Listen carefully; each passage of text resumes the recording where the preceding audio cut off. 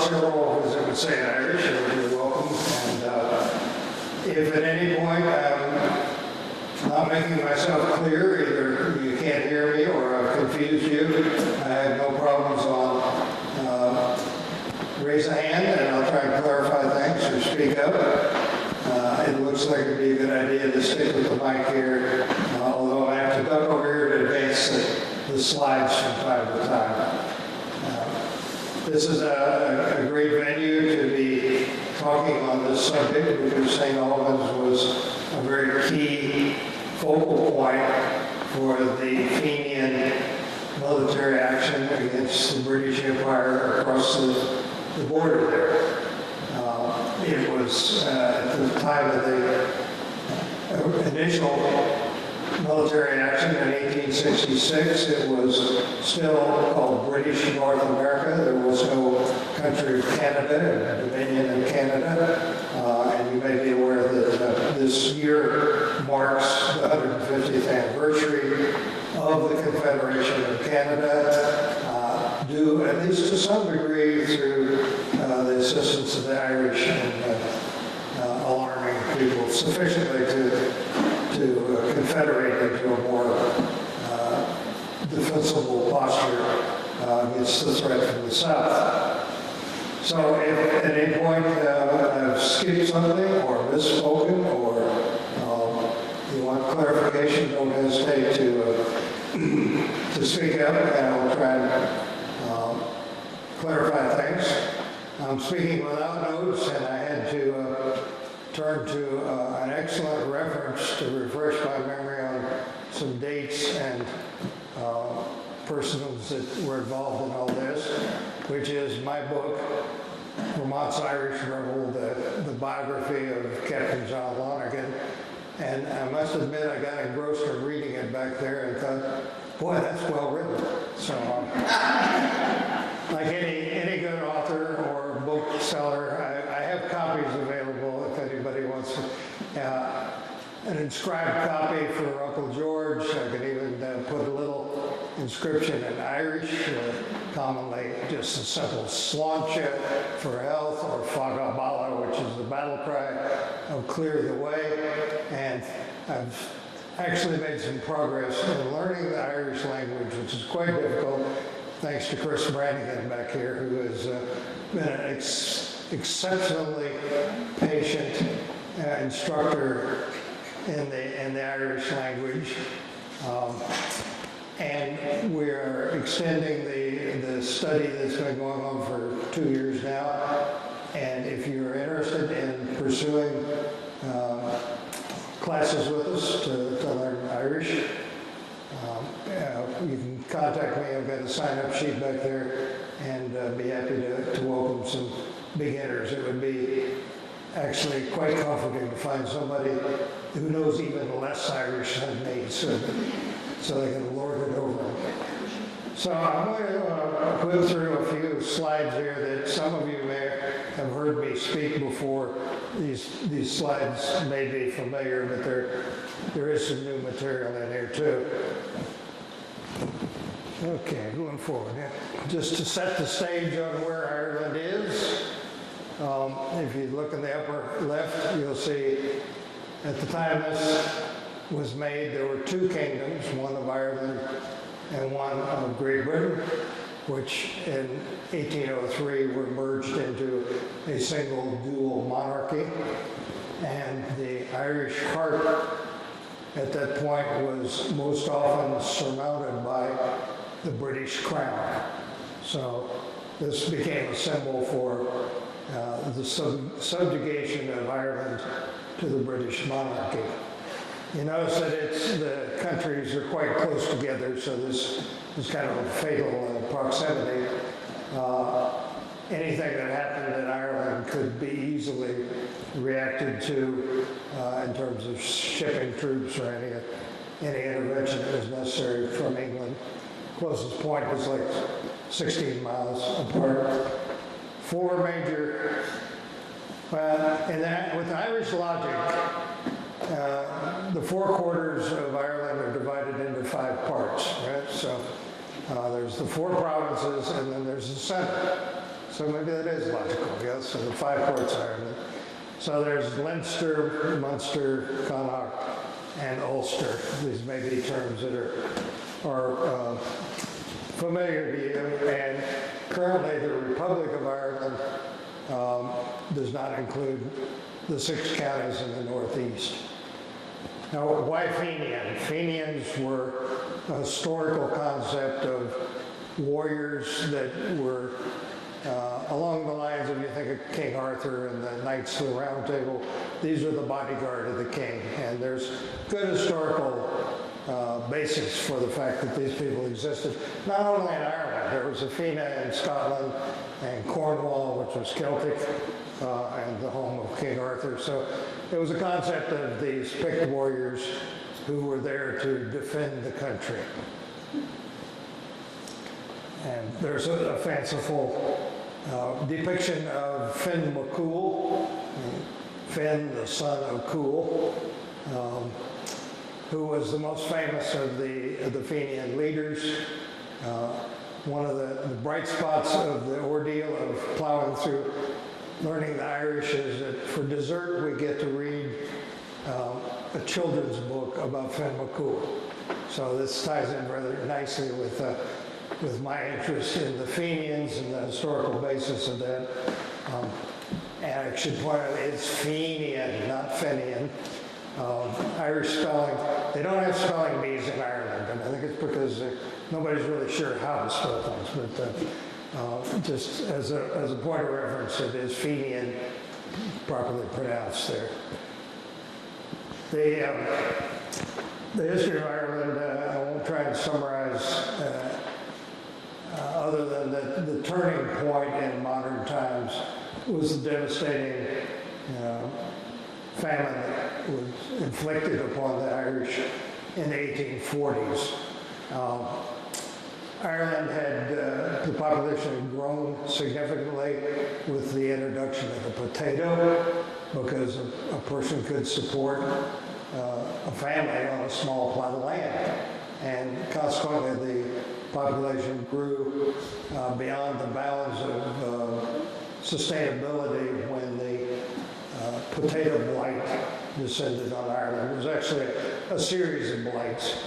And if you ever get a chance to visit the Great Hunger Museum in Hamden, Connecticut, it's a very well done, purposeful, grim presentation of the impact this had on the Irish, who refer to it as Angorta Mór, the Great Hunger. The famous revolutionary John Mitchell said, the good Lord sent the blight, but the British brought the famine, because there was a lot of food being produced in Ireland, but it was produced on land that was held by a small group of landlords, what they referred to as the English garrison. And the food was being shipped out of the country, although it was produced by the Irish, to the detriment of people that were impacted by starvation and disease. Of the 8 million people in Ireland in the early 1840s, about 1 million of them died of hunger and disease, and another 1 million fled the country. The population of Ireland has barely recovered at this point from those events almost 200 years ago. This left, as you might not be surprised, a rather bitter taste in the mouth of the Irish, They attempted various legal means of trying to change the situation, and some people decided that the only recourse was to take military action. So there was a very abortive revolution, uprising in 1848, a group called the Young Irelanders, that quickly resulted in suppression by the British. You have to put yourself back in that era of saying the means of communication were pretty limited, right? That's why you have songs about we'll get the pikes together at the rising of the moon. Nobody had a clock, a watch, or anything, so you had to, and the common way of signaling an event would be to light a signal fire on a mountain that people could see. That's one that was lit on Schlieffen back in the 1840 uprising. There were two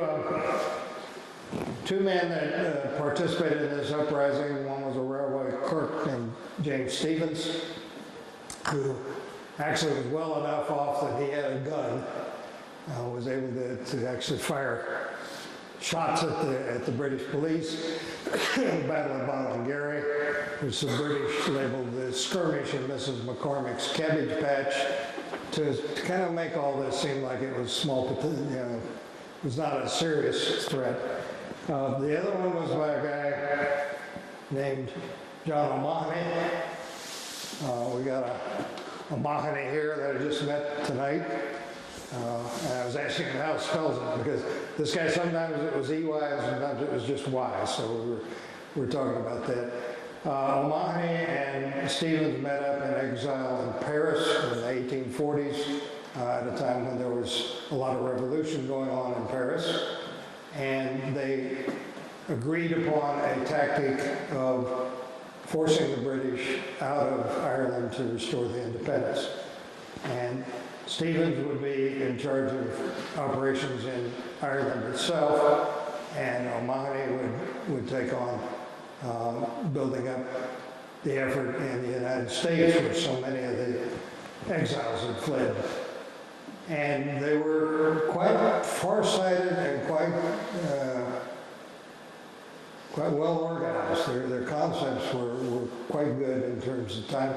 And you had to figure it took 6 weeks to get a letter across the Atlantic. So plotting was less than instantaneous. You had to have a clear vision of where you were going with things, and everybody be operating on the same path. So Stevens, at the risk of his life, began to organize rebels in Ireland. He formed what was called the Irish Revolutionary Brotherhood. It became the Irish Republican Brotherhood, meaning that they were against a monarchy.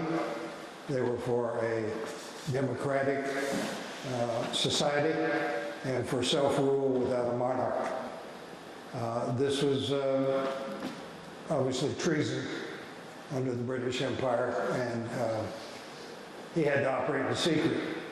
O'Mahony, on the other hand, inherited a much better situation, because he had hundreds of thousands of Irish here in the United States and even into Canada, who were antagonistic toward the current situation of British rule of Ireland, and were free to speak their minds, at least in the United States. You might want to be a little more circumspect north of the border there. O'Mahony came up with the excellent idea of forming Irish units in the state militia, and was very successful in recruiting young Irishmen to join state militias throughout all the territory of the United States where there was any sizable population of Irishmen. There were quite a few Irish in the South, particularly along the Atlantic and Gulf coasts, because they were shipping a lot of cotton out of the South, and they would bring back Irishmen rather than a load of bricks. It was easier to get the Irish on the ships, even though the bricks might cause less trouble. But every port city along the Atlantic and the Gulf of Mexico had a sizable contingent of Irish. And all of these places formed these state militia units that had clearly identifiable Irish identities. They were named for historical figures like Brian Boru or martyrs like Robert Emmet. And their goal was to form these military units where they could get the experience to become effective fighters to take the field against the British. I suspect they had somebody that made it a point of having the keys to the armory so that when the time came, you could you could get the muskets out and travel back to Ireland and strike a blow for freedom and an uprising there. A lot of the Irish at that time, 1860s, were illiterate. The British had deliberately stamped out Irish culture. It became more of an oral culture because the schooling was forbidden or denied or very inadequate. A lot of the people learned what schooling they had in what they call hedge schools alongside, burrowed back on the side of the road with itinerant schoolmasters who would recite poems of Irish history. And one of these very common ones was the Fenian some help from my teacher there, maybe. It's a long word, but the lays of the Fenians.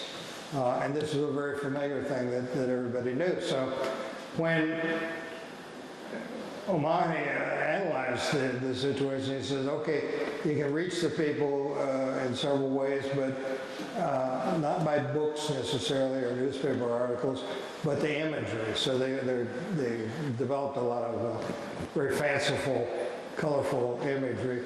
But for instance, this was the flag that O'Mahony designed for a unit in the Union Army called the Irish Brigade. And it symbolizes, even if you couldn't read, you looked at that, okay, it's a green flag, it's got a harp, the harp doesn't have a crown, it's got the sunburst, which was the flag of Fenn-McCool. So even the most illiterate Irishman would recognize, okay, that's a bunch of Irishmen that are out to free the country. The game plan was to get these people organized and go back to Ireland. Unfortunately, Civil War broke out, 1861. Irishmen fought on both sides, often gallantly, but with disastrous results for the revolutionary movement.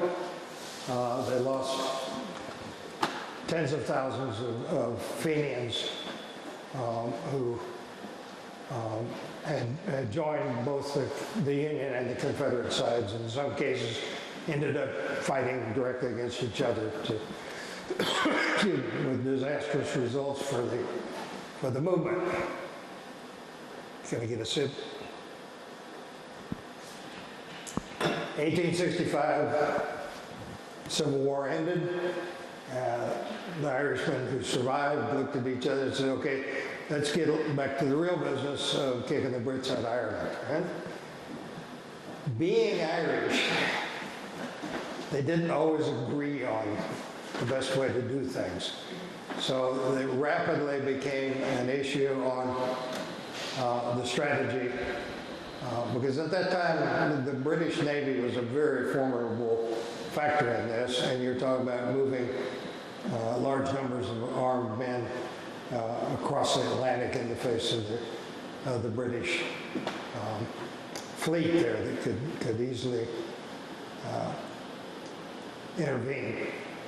So one branch of the Fenians said, I know where we can shoot British people, British soldiers. The quarrel was not with the population, but so there was an effort to say, well, let's invade British North America. And this became a popular idea because it was right across the border here.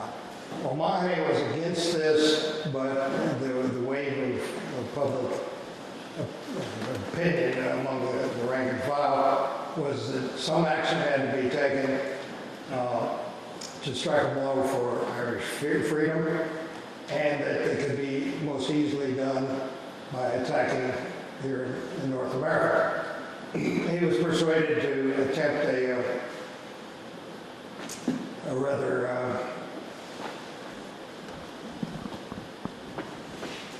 piecemeal effort in the spring of 1866, attacking out of Maine. I've got ahead of the slideshow here a bit, again, the imagery here, this is off one of the many bonds that original Fenian bonds, fundraising pieces of currency that Patrick has back there. You can see the actual one, but you can see that the demobilized soldier has been discharged, and they're saying, now pick up your sword, go where the Shanvan Rock, the poor old woman that represents Ireland, is pointing back to the homeland with the sun breaking behind the round tower there. The wolfhound and the harp, very clearly, the message is there without any words being written. So they, and some more of the icons there, recognizably Irish and revolutionary. There was a minor uprising in Ireland itself in 1865, where some experienced Union officers and a few Confederates made it back to Ireland and tried to put together an uprising.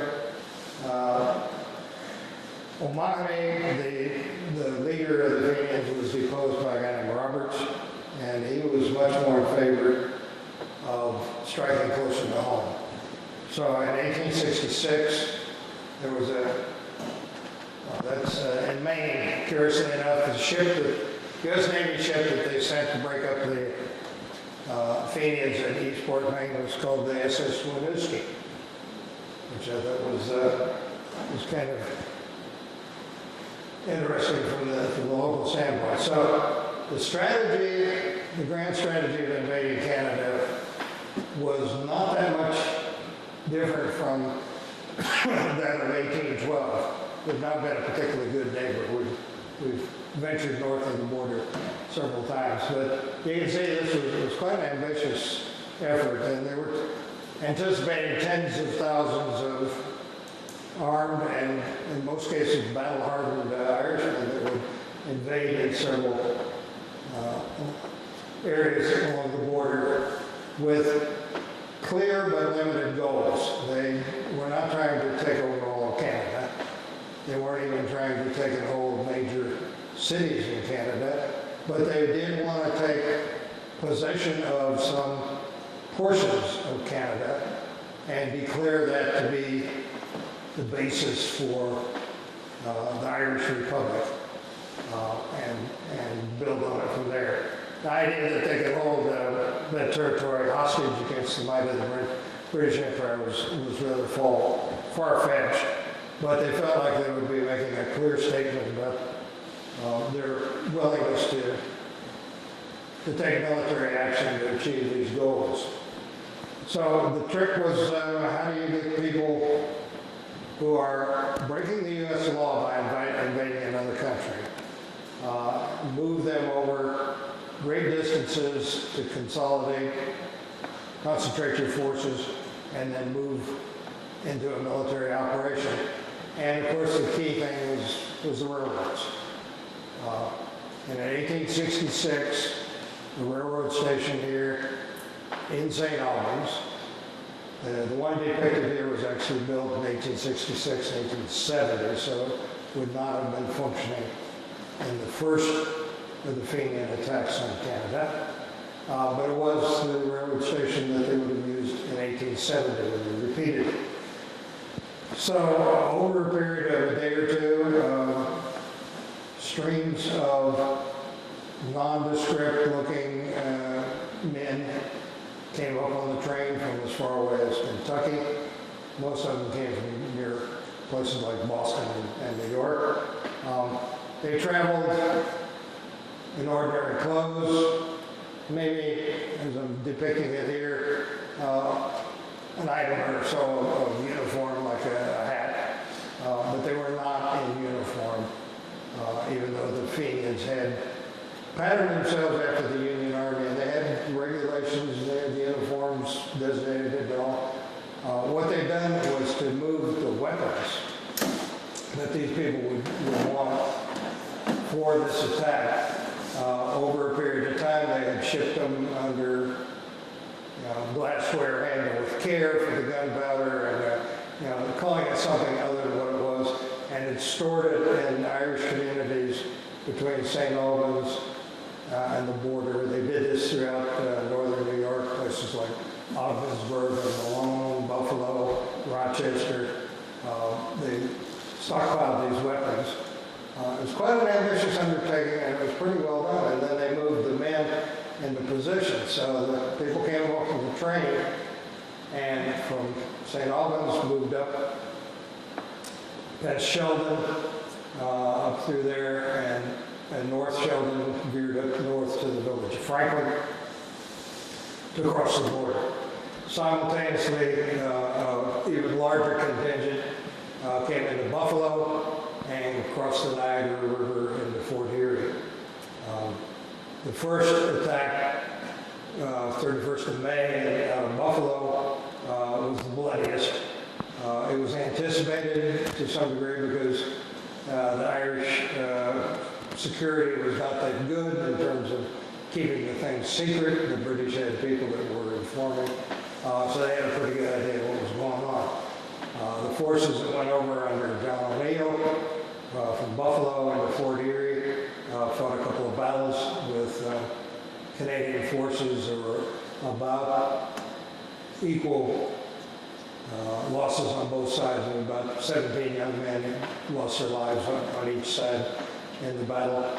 The men that came out of St. Albans in 1866 crossed the border a few days later, went up as far as Fredericksburg, held onto that territory for a while until the British gathered up enough militia and forced them back out of the country.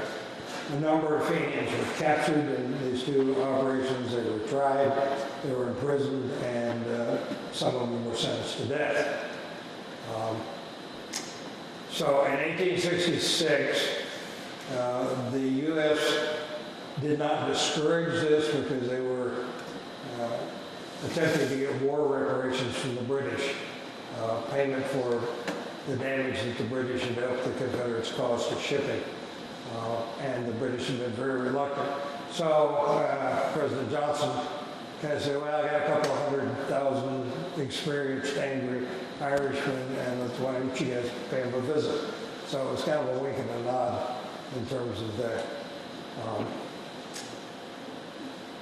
The situation, they were breaking the U.S. law, but they were kind of condoned. The British, the American government did react to this. They brought troops up from Boston and from across the lake in Plattsburgh, occupied key places like the railroad station. And General Meade, the victor of the Battle of Gettysburg, came up here and made a speech after a concert by the 3rd Heavy Artillery Band out of Fort Warren in Boston, where he praised the role of the Vermonters at Gettysburg and decried the actions of the Fenians, these Irish, even though some of the people that he was decrying had helped him win the victory there at Gettysburg, particularly John Lonergan, who had a company of Irishmen that was a head Fenian and may have been in that crowd listening to him. That was 1866. They repeated the experience in 1870. This time they went across from Malone, New York, so that they didn't have to cross a river, the Niagara River, which was a significant obstacle when they went across into Fort Erie. There was a very minor action out of Malone. The action out of St. Albans here, they crossed, again, same invasion route up through Franklin, went across the border, the stream there called the Pike River, which seemed ironic since the relationship with the Revolutionary Pike. And there were a couple of people killed, a couple of Irishmen killed there in that battle. This is a very fanciful depiction of the Battle of Ridgeway, 1866, where there were significant casualties on both sides. the artist rendition of for a newspaper there, the Battle of Ecclesfield, which was where they fought the Irish that came up from St. Albans. And by this time, technology had advanced to the point that you couldn't take a picture of a battle because it was moving too fast and your shutter speed was too slow, but they could depict the aftermath of a battle. That's a fellow named John Rowe, who got about as far as any of them into Canada before he was shot through the throat by the Home Guard. The fellow on the left there, you can see he's got a sash across there. That was the Home Guard was called the Red Sash organization. And I've got the pleasure of introducing Ross Jones here. He's going to talk a bit about the northern perspective. I just want to flip through the rest of these before I turn it over to him and see if there's any questions before he gets into the Canadian perspective.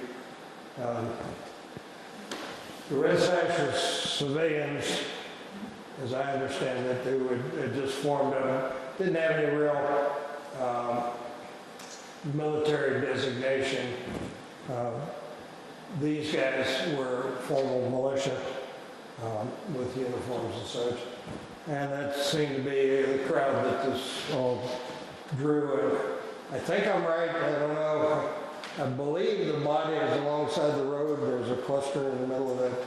And these are people that knew about the fighting and had come to see it. There were 2 Irishmen killed and were brought back to Burlington and for a funeral and buried. There's the old goggle-eyed snapping turtle, as he was called, General Meade, that came up here. He didn't need to come to St. Albans, but he was the commander of the Division of the Atlantic, which is part of the Department of the East. And I think he just wanted to smell gunpowder again for one last time. He died soon thereafter down in Philadelphia. But he thought a lot of the Vermonters. And the Vermonters at Gettysburg were led by your local boy, George Garrison Standard, whose house farmhouse in Milton we're attempting to restore. I've also got a little side project. I'm working to get him awarded the Medal of Honor a little bit of it. After the fact, I think it's going to happen. That's his monument down on Route 7. You've probably visited. That's the subject of the biography here, Captain Lonergan, who was kind of a protege of Standard. It all kind of ties in together into a nice connected bundle.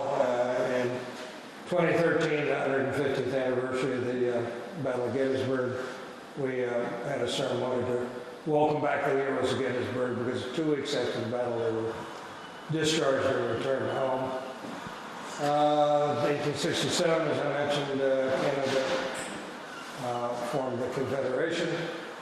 I've been working with reenactors in the Civil War community for some years now, and we've actually got a contingent of Fenian reenactors who marched in Buffalo on St. Patrick's Day and did a suitable portrayal, I think, of that. Anybody that's interested in joining the Fenian Historical Society, I'd be happy to stay in touch with you. And lastly, there's brochures there about restoring the house there on Route 7 that belonged to Standard. Anything anybody wants to raise with me before I turn the mic over to Ross Jones, who's kind of come down about the pictures I hope you've had a chance to see. A knapsack that likely was carried by a Fenian, certainly somebody of that era, and has educated me extensively about what the situation was in Quebec at this time and how they responded, and he's quite knowledgeable on the armament. Just had the pleasure of being across the street and hearing Ross and Patrick as collectors and much more knowledgeable than I am about some of the ordnance and the artifacts and stuff like that, I go into the history, but I'm not a collector. So. Anything anybody would like to raise? If not, I'll ask Ross to stand up here and entertain you and inform you. Please. Ross? Must be somebody's got a question for him. Guess I put them all to sleep here.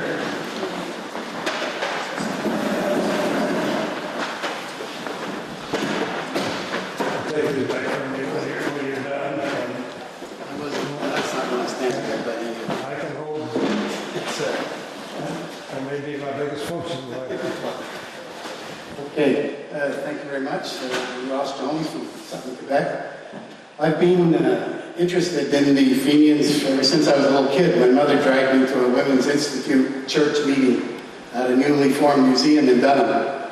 And I didn't want to go, but it turned out they had a whole bunch of guns and Fenian memorabilia, all the different guns that were captured at the battle. If Liam had been around 150 years ago, maybe we wouldn't have resisted. If he'd have given his talk and explained to the locals in my area what they were fighting for, maybe they would have understood and they wouldn't have put up a fight. But the problem was, in 1866 when they came in, we were still under British rule. Our army, our militia were Canadians, but they were under control of British officers. And the British officers decided to retreat. They retreated 20 miles, and they let the Fenians come into the territory and took over all the houses and the towns in Fellsburg, St. Armand, Sandwich East, and the countryside around there. And they weren't always gentlemen. They came in and they took what they needed and what they wanted, and some of them got a little rowdy and smashed one fellow's piano. And they made, well, our guys were already upset. They were mad at our government for letting them come in, and then they got mad at them. So they said, this is never going to happen again. We're going to prepare ourselves.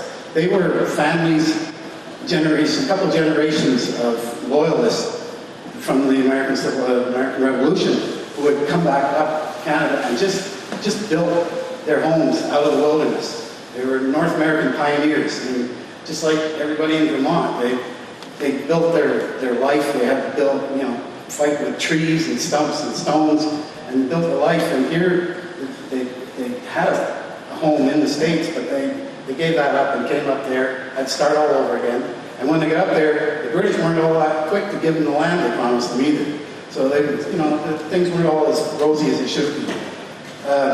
Here they are being threatened again by another force that came in and ridiculed them and insulted them and took their stuff. So they probably didn't know too much about what was going on in Ireland, so they didn't care.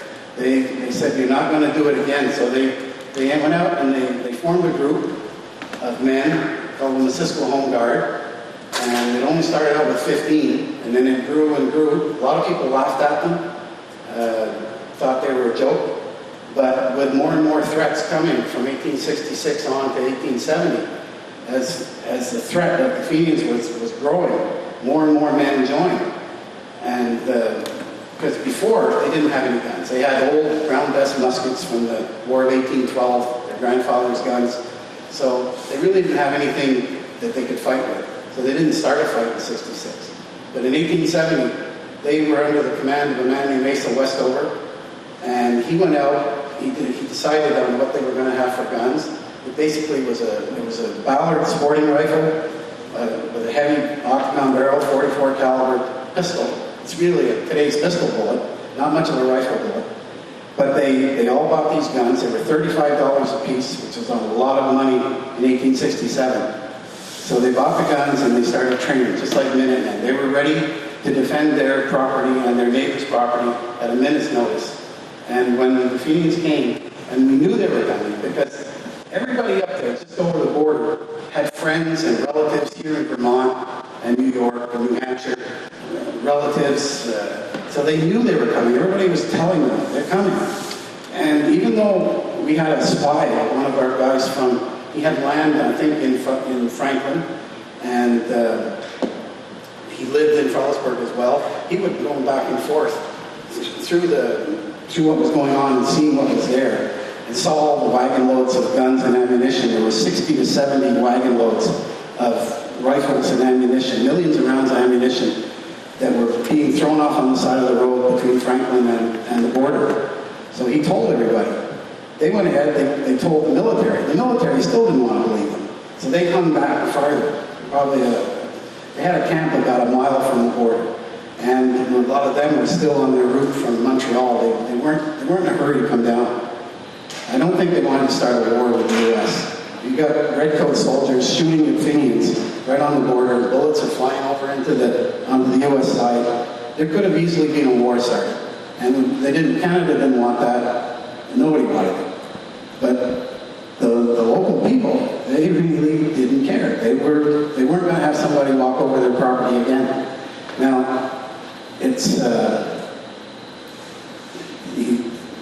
just as a note, I've got a diary or access to a diary written by a young girl about 9 years old, and she wrote through her whole life in this diary. And she talks about when the Fenians were coming, they were terrified. They'd heard that the Fenians were going to kill all the men, all the children, and all the women that they didn't want. And they were going to take the dead children and put them up on wooden pegs on posts so that the people could see them. Now, this wasn't true. This didn't happen. But that was the rumor. That was what they were hearing. And that's what they believed might happen. So they were ready, and when they were coming, there were only about 20 men on duty. This is a photograph of the Missisquoi Home Guard. I'm sorry I didn't think to have it show on the screen. If I had brought slides, we'd be talking here all night. You won't be able to get rid of me. But anyway, there were only about 20 men there, and they waited all night. Then they switched over. The Fenians didn't show up right at dawn, as they expected they would. The guys were tired. Half of them went home, or went back to the other camp to get fed. So there was only about 20 more men there. The Fenians decided to come through around 11 o'clock, which was late. And they'd actually given up hope that they were coming. They hoped they weren't coming, but they thought they were coming. They had been told to expect about 2,000 Fenians coming up from St. Albans. That's 100 to 1 odds. And our 20 guys stayed there and waited for them. I don't know if they couldn't count them. They had no idea what they were up against, or they're just really brave or really stupid. But they waited. And in the long run, they didn't all show up. We're not sure exactly how many. It might have been 200, it might have been 300, it might have been 800. The number 800 comes up quite often. Guys straggling in from St. Albans and arriving all the time. But this is a photograph of Fenian bullets around the outside, and the Canadian bullet in the center with a Canadian medal. Just to give you an idea of what being outnumbered 30 to 1 looks like. And they waited. The battle was short. The fellows, they walked through a column of men, 4 men deep from what I've read. It was about 100 yards long. And they waited till they all got across the border. And the man in charge, James Pell, he was in charge. It was with his shot that they started shooting. And it was his shot that killed John Rowe. And I found a newspaper article that gives the names of 14 Fenians that died of their wounds after the battle. And there were about 40 injured. It would make sense. These guys that practiced with their battle rifles, they were basically a sniper rifle for its day. They were only about 100 yards from the column of men. If the Fenians had attacked them with their bayonets and charged them, well, the guys were old men like me. They couldn't run. They didn't have bayonets on their ballards. They wouldn't have stood a chance, but they surprised them, and they hit them very hard, very quickly, and it disorganized them, and they decided to give up the invasion of Canada right there. So I'm sorry for them. I know that they had a good cause, and but we just weren't really aware of it, and we had a good cause too. We figured we did. So anyway, I have a few more photos over there, and I'm mostly a gun collector. I'm not not a historian. I couldn't pass history when I was in school. But being a gun collector, with every gun, the guns that are more interesting when there's a story. And I live very close to that battlefield. When I was 5 years old, my dad, who was a farmer, and worked all day, very hard during the day, he took time off after doing the chores to drive me down to Richmond, Vermont to see Davy Crockett. And I fell in love with Kentucky rifles and old guns, and I didn't realize at the time that 10 miles due west, there was a battle where Canadians were outnumbered 20 and 30 to 1. Davy Crockett was outnumbered 20 to 1 and he lost. But he was remembered because he stayed there. In our case, nobody knows about it. The government has been kept it a secret most of the time. There's a lot of things that were involved with that were not really advertised. We didn't want to start a war with the U.S. We didn't want to laugh at them. We didn't want to brag about it for some reason. Nobody brags about anything we do in Canada. But I think these guys deserve for people to know that they stood up against a fierce force, because nobody can deny the fierceness of Irish fighters. So, I mean, they stood up to that. They got lucky, and we won. But anyway, I'm going to try and write a book, but it's in process. But it's going to be more on the lines of the different types of guns that were used and everything. So anyway, if you have any questions, I'll try and answer. I think I've said enough about it. Is there like a marker there or a plaque or something if I were to go up there to Canada? Yes, there's a monument to the battle. Yeah. It's on a dead-end road. You used to be able to drive through Franklin right into Canada on that road, but it's been closed now. There's no customs there. The battle actually happened right on the border. But you can come in through the town of Phillipsburg, and it's Cook's Corner. It's called Eccles Road, and you go down that road right to the end of it. Well, just before you get to the end, there's a monument, and there's a cannon.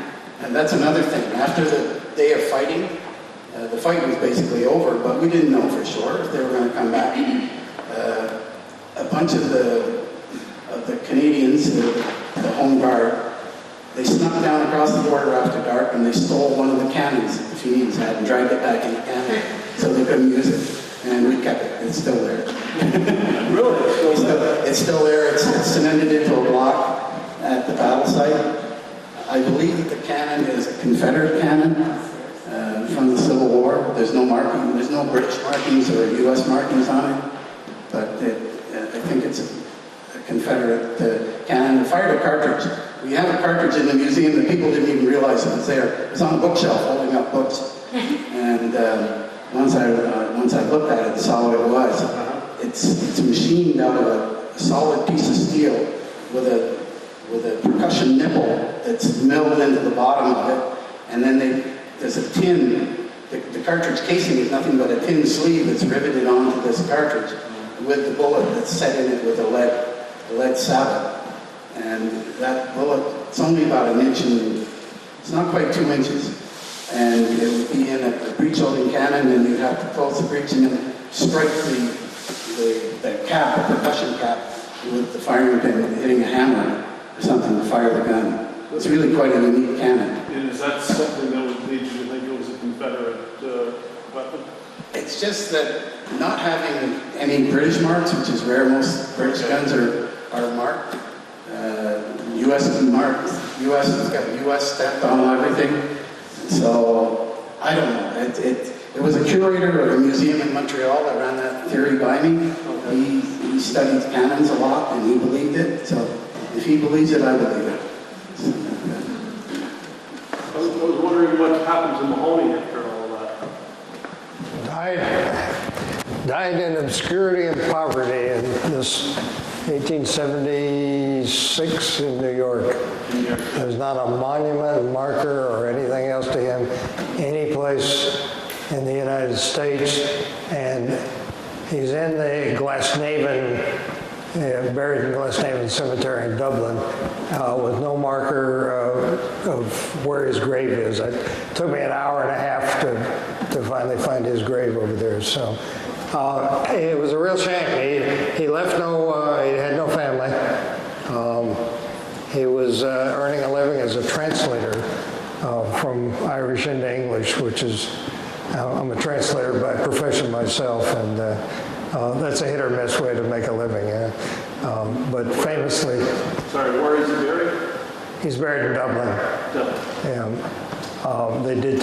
They would routinely take people back and make a big deal out of it because, thank you, Ross, that always sheds light on things. And I wanted to say about the technology. He was talking about the cannon. I suspect that was Fenian manufacture because they were getting into things like they were doing their own conversions. I don't know if you've seen the muskets back here that are the original ones that Patrick has kindly brought up here. Standing up to load a muzzle loader was a hazardous business. So these were converted to a breech loading device with a cartridge that you could put in there. And I think they came up with the same thing with a cannon. Interestingly enough, the Fenians contracted, because the British Navy was such a stopping, such an obstacle to any plans they had. They contracted with a guy named John Holland from County Clare, Lissamore. He invented the first really practicable submarine, which is known as the Fenian Ram. And this was going to be their answer to the British. It's in a museum down in New Jersey. And it was functional. It was battery driven. I think it was at the point where they were, you didn't have guys down there cranking the propeller and everything. And he's considered the father of the modern submarine. Probably never got paid by the Fenians, as far as I can tell. Money was always the sticking point. And having formed the Fenian Historical Society, I fully expect within a year or two to be displaced by an angry mob with pitchforks for mismanagement of funds, because it would be historically correct. So, thank you for the question. And are there any other comments or questions? How many people knew anything about the Fenians before this evening? You had, okay. And is that largely because of the geography? Because most Americans don't know. He was saying that the militia men, the home guard were not recognized. And I consider myself one of a handful of people that has ever even taken an interest in the Fenians. So it's easy to be a big frog in a really small pond like that. But they had a much more lasting impact than you might have thought. I hope you don't mind me taking the load off making these here. But yes, Carolyn, I recognize the name. Folks here who are local, I'm one of 2 state senators we have from Franklin County and Montpelier. I've been talking with the folks at the Highway Department, the Agency of Transportation, about that sign. It's in Sheldon, but you go over the river, and the sign is really actually still on the bridge. It's very difficult to read, and it's a brief paragraph about the Fenian Raid. It's on Route 105 before you get to Border Brothers Grain Store. That's on the left. The sign is on the right. So they've agreed to move that sign. So if you're coming from St. Albans, it's going to be before the bridge. There's a turnout on the left just before that dairy farm that sits right on the riverbank.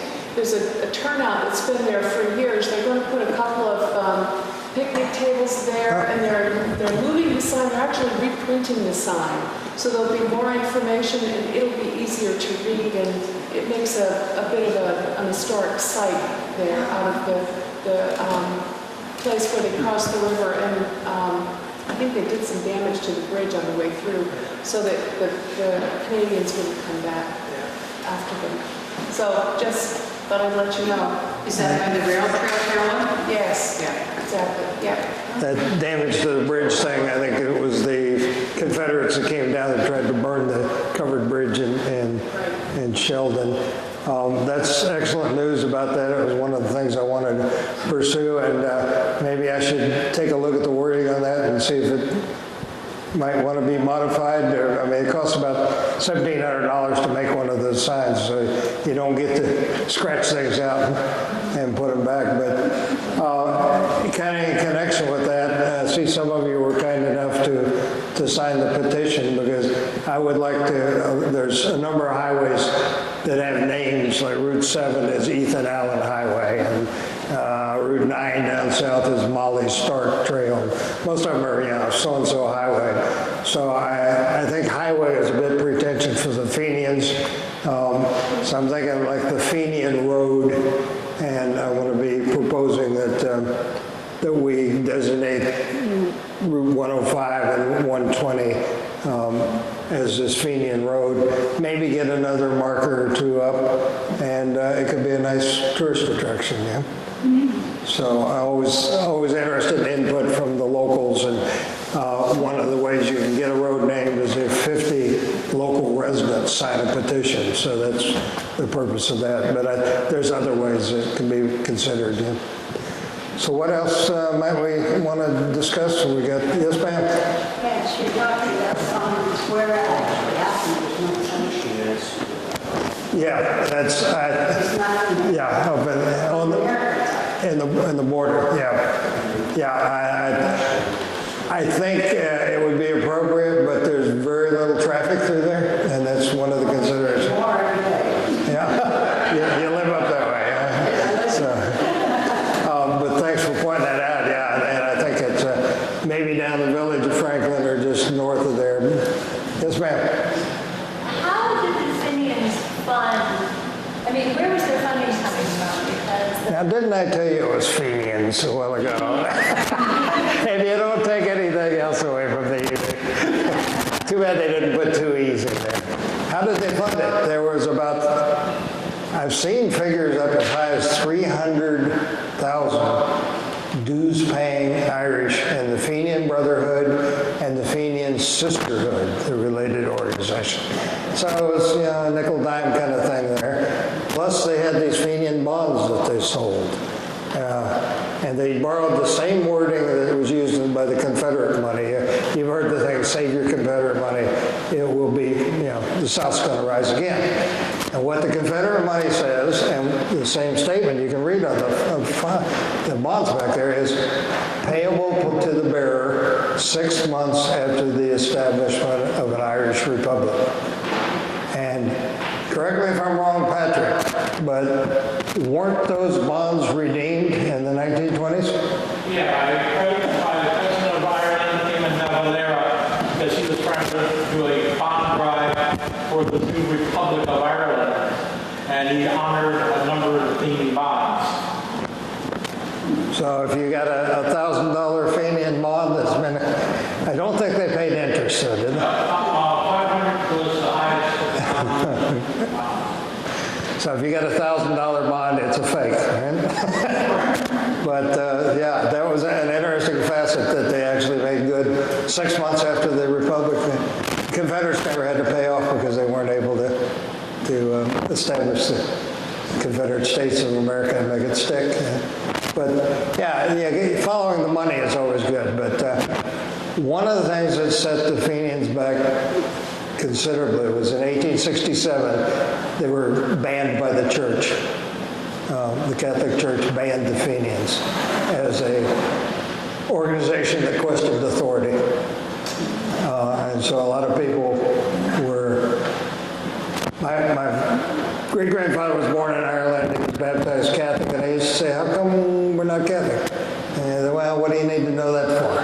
And I'm more and more convinced he was probably a Fenian, and he said, you're forcing me to choose.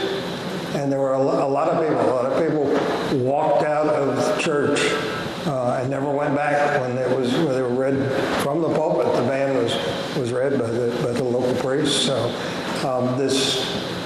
this was a real blow against the organization. And, things evolved and things got marginally better in Ireland, but there was a revolutionary named O'Donovan Rossa. Did you ever hear William O'Donovan Rossa? He was from Skibbereen was almost totally wiped out at Southern West Cork by the famine. They have a field out there, I've been there, a field the size of that park, or twice the size of that. And just a marker says there's a lot of dead Irish here. We don't know who they are or what specifically killed them.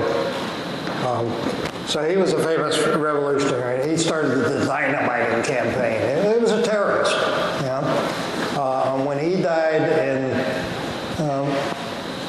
1960 in New York, they never missed an opportunity to make a point about this. The people that were still fighting. It had been 50 years since the Fenians' attacks. I refuse to call them raids, the attacks on Canada.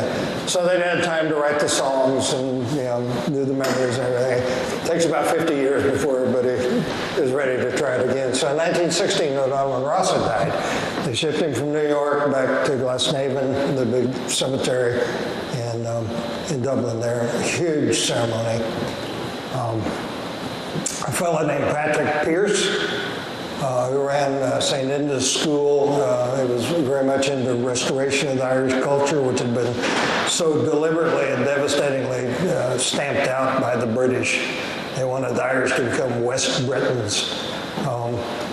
He didn't think much of this. So he was a young man, but he was chosen to give the eulogy at the graveside for Alban Rossa there. And he gave this marvelous speech in which he said, the British think they've intimidated half of us and bought off the other half. He said,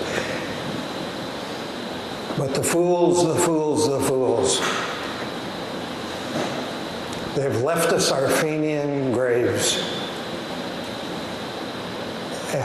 Left us our Fenian dead, and as long as Ireland holds these graves, Ireland will not be free. Ireland unfree will not be at peace. So the direct line from 1866 to 1916, and of course the next year, the Easter Uprising, Patrick Pearse read from the steps of the General Post Office in Dublin the Declaration of the Republic of Ireland. So, did the Fenians fail?